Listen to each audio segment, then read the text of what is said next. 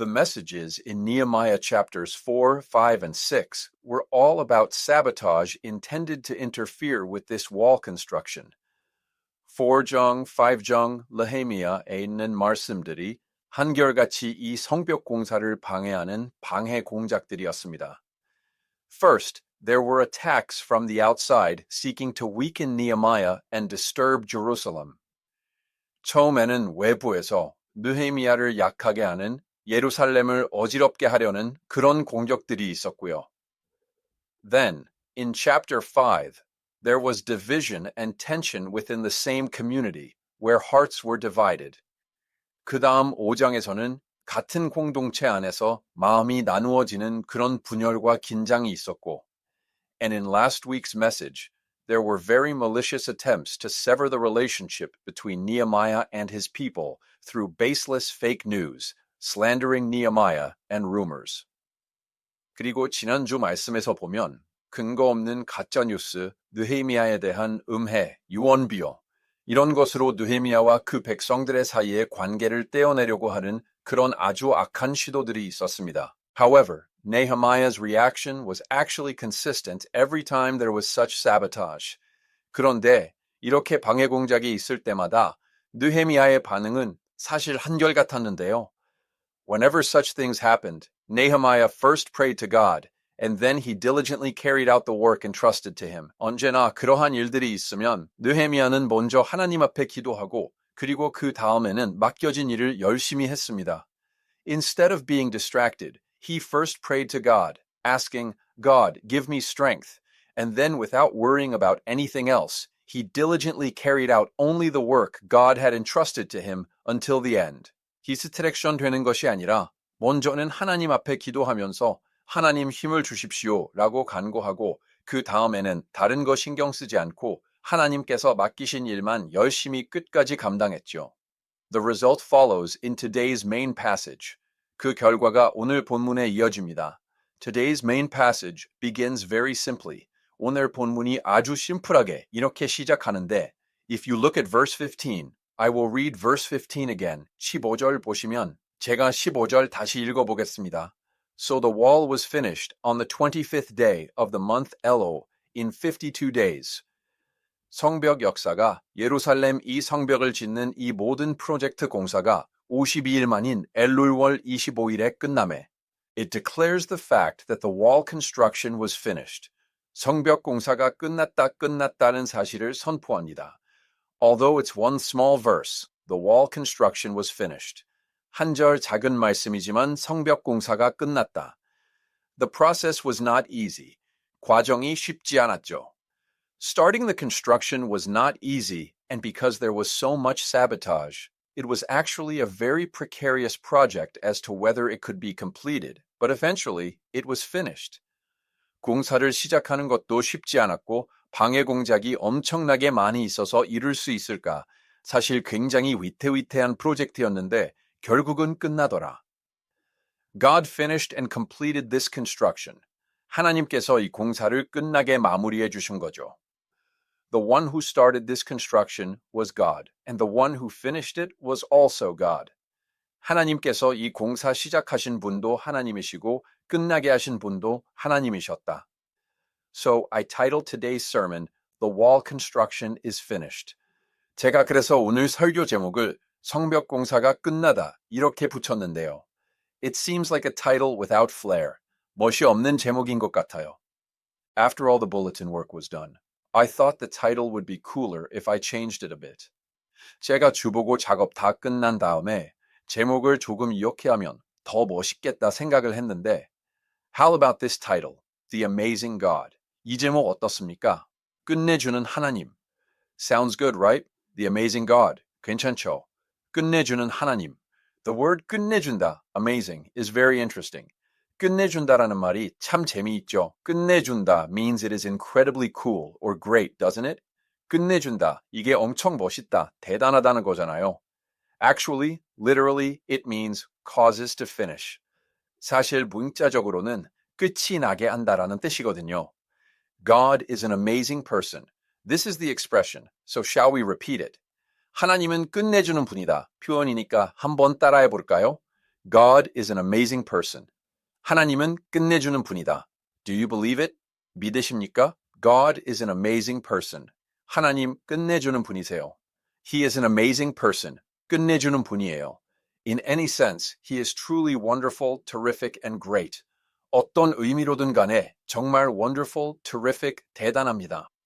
There is that sense of amazement. But God is the one who finishes the wall construction, the one who completes it. 이렇게 하는 그 끝내줌도 있지만 하나님은 성벽 공사를 끝내시는 분이다. 마무리하시는 분이시다.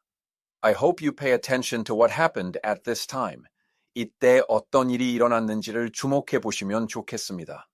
Today's verse 16 is a passage I want to think about deeply. 오늘 16절 말씀이 많이 생각해 보고 싶은 본문인데 Let's read verse 16 together again.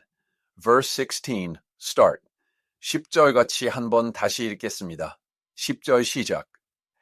And when all our enemies heard of it, all the nations around us were afraid and greatly discouraged, for they perceived that this work had been accomplished by our God. 아멘. 우리의 모든 대적과 주위에 있는 이방 족속들이 이를 듣고 다 두려워하여 크게 낙담하였으니 그들이 우리 하나님께서 이 역사를 이루신 것을 알미니라. 아멘. This is a very important statement, and a crucial point here is to focus on who the subject of this sentence is. 굉장히 중요한 말씀인데요. 여기서 중요한 포인트는 이 문장의 주어가 누구이냐? Who is the subject of this sentence? 이 sentence의 subject, 주어, 주체가 누구이냐? 이 부분에 한번 주목해 보시면 좋을 것 같아요. The subject, starting at the very beginning of the sentence, is all our enemies and all the surrounding nations.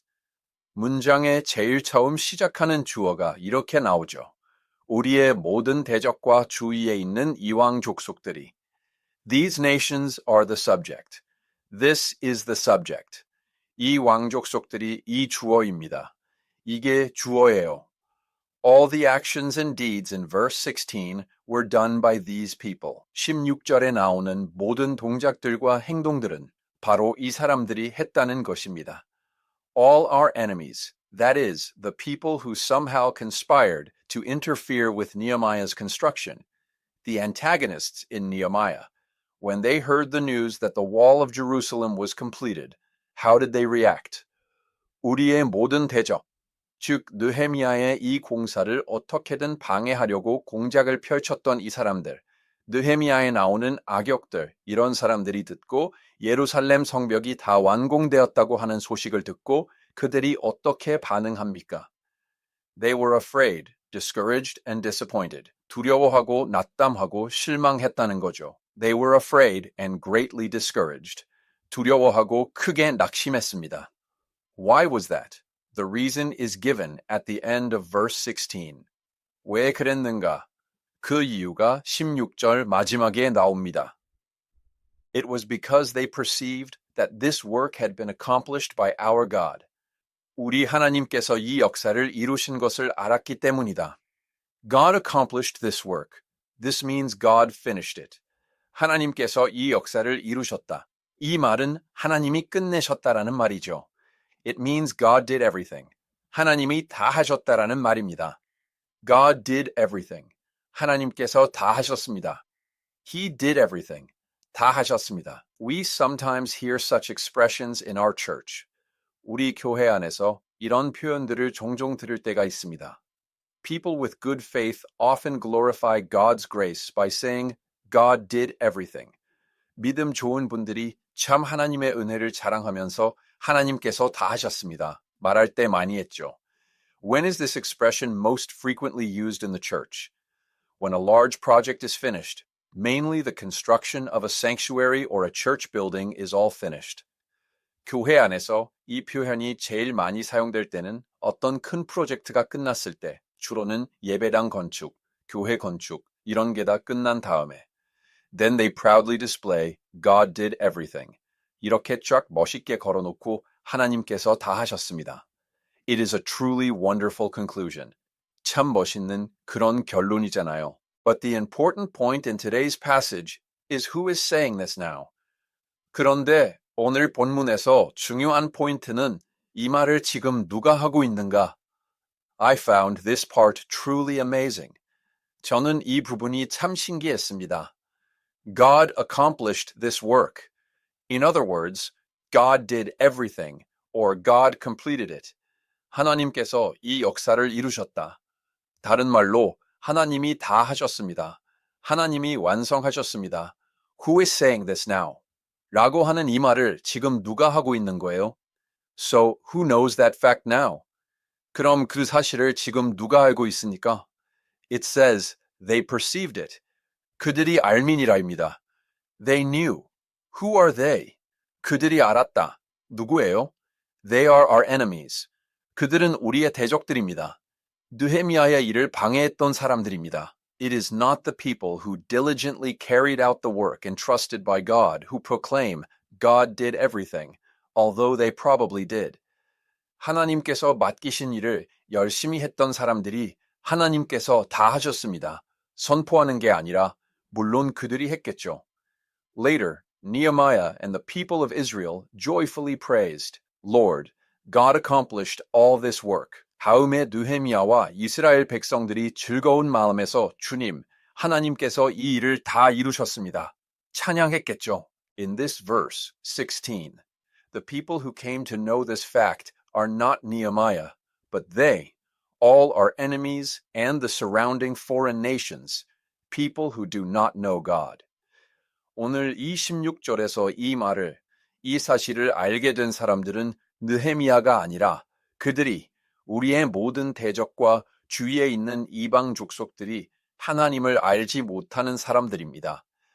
On the contrary, the people who interfered with the Jerusalem construction were the ones who, in the end, concluded and confessed, the God those people believe in has finished all this work. 오히려 이 예루살렘 공사를 방해했던 그 사람들이 마지막에 그들이 결론적으로 고백했던 내용이 저 사람들이 믿는 하나님께서 이 역사를 다 끝내게 하셨다. The unbelievers are the ones who acknowledge that God finished everything. 오히려 믿지 않는 사람들이 하나님이 다 마무리하셨다라고 인정하는 겁니다. All of you, this construction was not an easy one. 여러분, 이 공사는 쉽지 않은 공사였는데요. When this construction was finished, the people who witnessed it did not mention Nehemiah's excellence. 이 공사가 끝났을 때 그 모습을 지켜봤던 사람들이 느헤미야의 탁월함에 대해서 언급하지 않습니다. They didn't say, wow, Nehemiah is truly a great person. He accomplished these difficult tasks. They did not praise Nehemiah. 야, 느헤미야 정말 대단한 사람이다. 이 어려운 일들을 해내는구나. 느헤미야를 높이지 않습니다. They did not praise the diligence, will, and efforts of the people of Jerusalem and the Israelites who worked together. 일을 함께했던 예루살렘 사람들, 이스라엘 백성들의 열심과 의지와 노력, 이런 것들을 그 사람들이 추앙하지 않습니다. They didn't say, wow, those people are amazing. They finished that work despite such difficulties and opposition.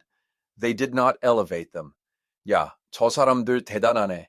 이렇게 어렵고 반대가 심한데도 저 일을 끝내는구나. 높이지 않습니다. The spotlight was not on the people, but the foreign nations who watched the work. Even they said, their God accomplished this work. God completed this work. 사람이 스포트라이트를 받지 않고 그 일을 지켜본 심지어는 이방족 속들이 뭐라고 말해요? 저들의 하나님이 이 일을 이루셨다. 하나님께서 이 일을 마무리 지으셨다라고 하는 겁니다. Why would these people make such a confession? 이 사람들이 왜 이런 고백을 할까? Perhaps the people who knew best how difficult this project was were the ones who interfered with the construction. 아마도 이 프로젝트가 얼마나 어려운 일인지를 제일 잘 아는 사람들이 공사를 방해했던 사람들 아니었을까 합니다. They interfered. 방해했습니다. They constantly plotted sabotage, cursing, may this work fail, may it fail. 이 일이 안 되라고 저주하면서 계속해서 방해 공작을 펼쳤죠. 안 되라, 안 되라, 안 되라. They tried hard to prevent this work from succeeding by slandering, resorting to physical force, and sowing discord among the people. 비방을 하기도 하고 물리력을 행사하기도 하고 사람들의 마음을 이리저리 이간질시키기도 하면서 어떻게든 이 일이 안 되게 만들려고 애를 썼습니다. And they probably thought this cannot be done by human power. 그리고 그들 생각에는 사람의 힘으로 안 된다. 아마 그렇게 생각했을 것입니다. How can they do that work when the interference is so severe and the task is so difficult? 이렇게 방해가 심하고 이렇게 어려운 일인데 어떻게 그 일을 해? But the work was accomplished. 그런데 그 일이 이루어지는 겁니다. When they saw the work completed, these people essentially surrendered with both hands. 완성되는 것을 봤을 때 대손도 들고 항복하는 거죠. We interfered so much and did everything to prevent this work from being accomplished. Yet it was accomplished. This was not done by human excellence or human diligence, but truly, God helped them, just as they prayed. God helped them. 그토록 방해했는데 이 일이 안 이루어지려고 온갖 작업을 다 했는데도 일이 이루어지다니 이것은 사람의 탁월함이나 사람의 열심으로 된 것이 아니라 정말로 저들이 기도한 대로 하나님께서 도와주신 거구나. 하나님께서 도와주신 거구나. This confession, which acknowledges God's power and wisdom, comes out in what situation? 이렇게 하나님의 능력과 하나님의 지혜를 인정하는 이 고백이 어떤 상황에서 나옵니까? When the Israelites clung to God, held closer to God, and carried out these difficult tasks with the strength given by God, even amidst all the interference, tribulation, and difficulties, the final result was not the elevation of Nehemiah or the people of Jerusalem. 온갖 방해와 환난과 어려움 속에서도 이스라엘 백성들이 하나님 앞에 매달리고 하나님을 더 가까이 붙잡고 그리고 하나님 주신 힘으로 이 어려운 일들을 감당했을 때 결과적으로 마지막에 나타나는 결과는 느헤미야나 예루살렘 백성들이 높아지는 것이 아니라 instead, it was the elevation of the God who helped them. And even the foreigners were led to acknowledge God's name and God's power, a truly wonderful and beautiful result. 오히려 그 일을 도와주셨던 하나님이 높아지고 오히려 이방인들까지도 하나님의 이름, 하나님의 능력을 인정하게 되는 놀라운 정말로 아름다운 결과가 맺혀지게 되었습니다. I came to have a certain prayer request while reading today's passage. 그런 기도 제목을 좀 갖게 됐습니다. 오늘 본문 말씀을 읽으면서 When God looks at my life, or when he looks at your life, or when someone looks at our lives, it is not only for us to confess, God did everything through experiencing God's power and wisdom. 참 하나님께서 저의 모습을 볼 때나 혹은 여러분의 모습을 볼 때나 누군가 우리의 모습을 봤을 때 하나님의 능력과 하나님의 지혜를 경험해서 하나님이 다 하셨습니다 라고 고백하는 것만이 아니라 But when people look at us, at how such people who are so lacking, have so many difficulties, and are so weak can accomplish such tasks, and the surrounding people say, 우리 모습을 봤을 때 저렇게 참 부족하고 어려움이 많고 연약한 사람들이 어떻게 이런 일들을 감당해낼 수 있지 하는 모습을 보고 주변에서 Wow, the God they believe in is real. 야, 저 사람들이 믿는 하나님은 진짜구나. The God those people pray to is truly a living God. 사람들이 기도하는 하나님은 정말로 살아계신 분이구나. The God they praise and worship is truly one who loves them, cares for them, and is with them. 사람들이 찬양하고 예배한다는 그 하나님은 정말로 저들을 사랑하시고 저들을 위하시고 저들과 함께 하시는 분이구나. Friends, how wonderful would it be if such confessions came out not only from us, but from those around us who observe our lives. 여러분, 이러한 고백들이 우리에게서뿐만 아니라 주변에서 우리의 삶을 보는 주변에서 나올 수 있다면 얼마나 멋있는 일이 되겠습니까? When do such confessions come out? 어떤 때 그런 고백이 나온다고요? When it's a difficult project, a difficult situation, not just a normal level of difficulty, but a situation that absolutely cannot be resolved by human strength or human wisdom.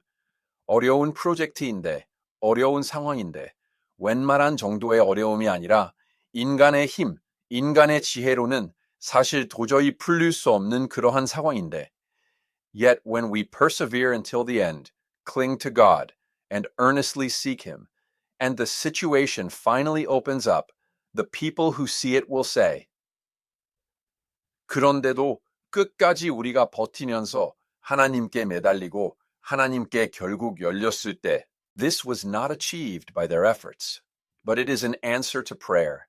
It is the power of God, and truly, God is blessing those people.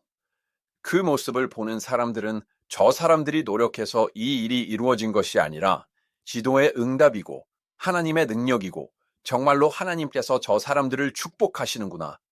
Friends, I recommend that all of you become faithful believers who can hear such confessions and furthermore, who can live a life that causes such confessions to arise by truly clinging to the Lord and walking with the Lord.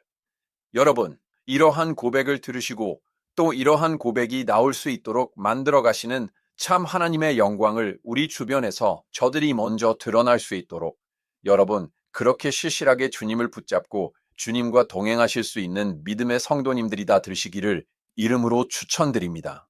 Underline this truly seems to be the true blessing and wonderful fruit given by God to those who endured through suffering and difficulty.